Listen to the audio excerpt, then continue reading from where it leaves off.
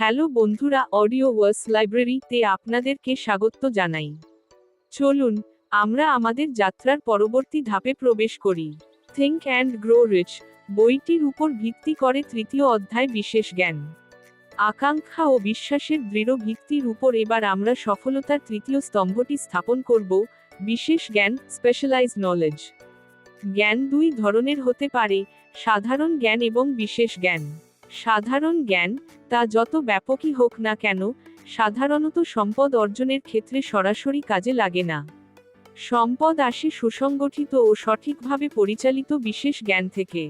বিশ্বের সফলতম মানুষজন সবাই সব বিষয়ে জ্ঞান রাখেন না, বরং তারা একটি নির্দিষ্ট ক্ষেত্রে গভীর জ্ঞান অর্জন করেন এবং সেই জ্ঞানকে সুনির্দিষ্ট পরিকল্পনা বাস্তবায়নে ব্যবহার করেন।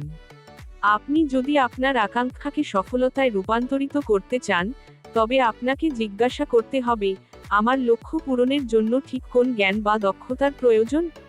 সেই জ্ঞান আপনি বিভিন্ন উৎস থেকে সংগ্রহ করতে পারেন। 1. নিজের অভিজ্ঞতা ও শিক্ষা। 2. সহযোগিতা বা মাস্টার মাইন্ড গ্রুপের মাধ্যমে। 3. কলেজ বা বিশ্ববিদ্যালয়ের মাধ্যমে। 4. বিশেষ প্রশিক্ষণ কোর্স বা সেমিনার থেকে।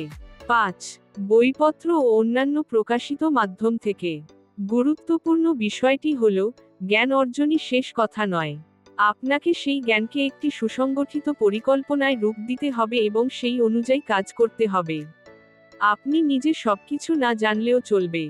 আপনার কাজ হলো সেই দক্ষ ও জ্ঞানী ব্যক্তিদের খুঁজে বের করা, যারা আপনার জন্য প্রয়োজনীয় কাজগুলো করে দিতে পারবে।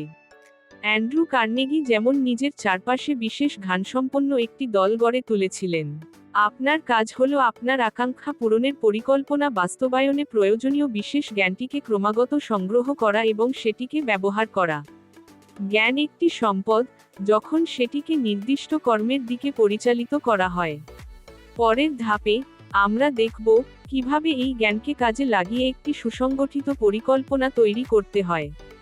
আমাদের অডিও ওয়ার্স লাইব্রেরি, এই অডিও বুকটি যদি আপনাদের ভালো লাগে তাহলে লাইক, শেয়ার, সাবস্ক্রাইব করতে ভুলবেন না।